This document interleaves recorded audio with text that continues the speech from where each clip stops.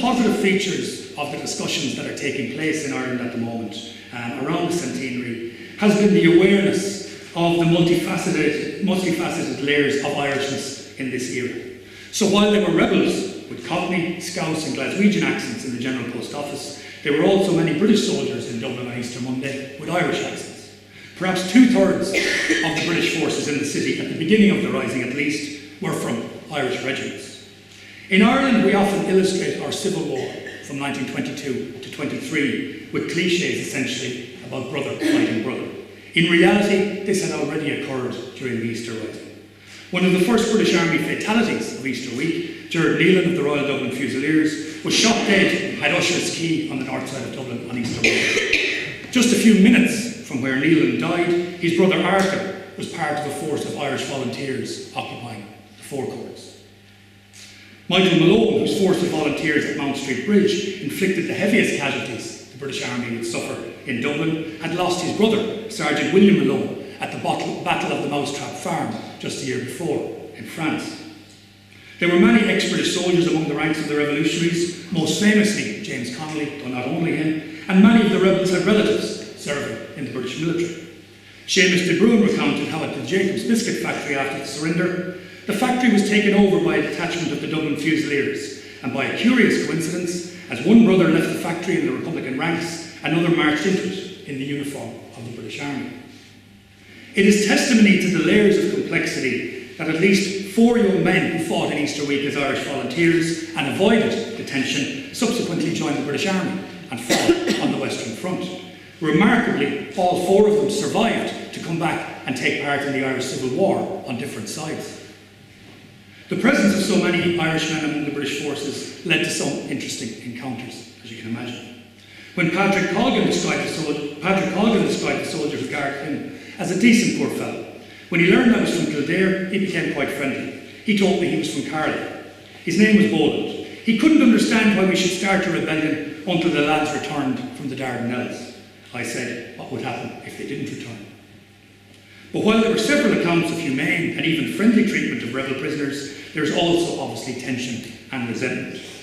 John McGallaghy from Glasgow was held in Richmond Barracks and recalled after he ventured a remark. One of the guards, a red-haired Irishman, said, "Shut up, you Scottish bastard. You only came over here to cause trouble." James Burke, another rebel prisoner, described how after being brought to Kilmainham jail, some drunken soldiery of the Dublin Fusiliers immediately set upon us, kicking us, beating us and threatening us with bayonets. As a matter of fact, my tunic was ripped off me with bayonets, and our shirts and other articles of clothing were saturated with blood. We looked at one another the next morning and thought we were dead. The Dublin Fusiliers were the worst of the lot. The English soldiers were mostly decent. Most of them were young fellas who didn't know one end of a rifle from the other, as far as I could see. Now, in the Republic of Ireland at the moment, there's been a wave of popular enthusiasm for learning more about these events, and a real pride in the generation which fought for independence. However, I have to say much of the commentary from Irish academics, journalists, and to use the term very loosely, personalities, over the last few months has been much more sceptical and occasionally, in my opinion, wrong-headed and even hysterical. There have been very familiar recitations about blood sacrifices, holy wars, undemocratic fanaticism, lack of mandates, and so on. More than one commentator has likened the rebels to Islamic State, for example. Very often we've been presented with a caricature, usually divorced from any context, on occasion from people who should know better, and sometimes, admittedly, from people who will never know better. And I might mention Bob Geldof there in that regard. Home Rule has been described as independence. The leader of the Home Rule Party in 1916, John Redmond, has been stated as being opposed to violence. We are told regularly that what was achieved in 1921 was inevitably going to occur under Home Rule without the need for a shot to be fired or a life lost.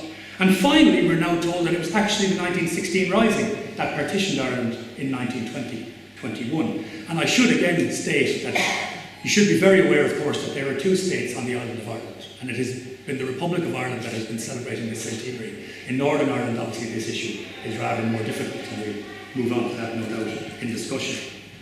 There seems to be very little awareness in some circles that political, communal and sectional strife was well established in Ireland before 1916, and that violence was part of political life. People were shot during election campaigns in 1910, for example.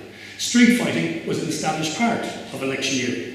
Hundreds of Catholics had been driven from their workplaces, along with a number of dissident Protestants, in 1912 in Belfast, 4 years before the Rising. Suffragettes were beaten up for campaigning for the right to vote for women. Strikers and their supporters were battened and sometimes killed, not only in the Dublin lockout in 1913, but in disputes in Sligo and Wexford as well. And civilians were shot dead by the British Army on Dublin's Bachelor's Walk in 1914, all of which occurred obviously before the Easter Rising.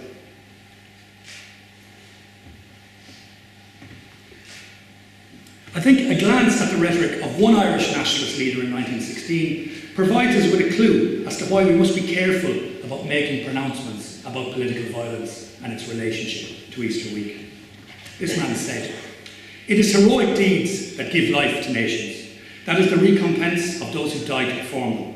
It was never in worthier, holier keeping than that of those boys, offering up their supreme sacrifice with a smile on their lips because it was given for Ireland. May God bless them. And may Ireland, cherishing them in her bosom, know how to prove her love and pride, and send their brothers leaping to keep full their battle-torn ranks, and keep high and glad their heroic hearts. No people can have said to rightly prove their nationhood and their power to maintain it until they've demonstrated their military prowess. And the Irish are one of the peoples who've been endowed in a distinguished degree with a genuine military spirit, a natural genius and gift for war. But they have brought another quality into the field which is equally characteristic. That is their religious spirit. The Irish soldier, with his limpid faith and his unaffected piety, his rosary recited on the hillside, his mass under shellfire, his act of contrition before battle, before facing the hail of the assault. Though Irish blood has reddened the army of the earth of every continent, never until now have we as a people set a national army in the field. So here we have heroic sacrifice in battle, giving life to nations, people earning their nationhood on the battlefield, men dying with a smile on their lips because it's given for their country, their brothers then leaping into the ranks to replace them, and the association between this military prowess and devout Catholicism. It's the type of language that many modern commentators in Ireland find very uncomfortable when it's uttered by some of those who took part in the Easter Rising. But it was John Redmond, the leader of the Irish Home Rule Party, who wrote those words after visiting the Western Front during the autumn of 1915. On this visit to the Western Front, Redmond also described how he and a number of others walked to a battery of 2 British naval guns, enormous monsters, which were trained on a building just behind the German lines, about 3 miles distant. These guns were ranged over 10 miles. I was given the privilege of firing one of these huge guns at its object.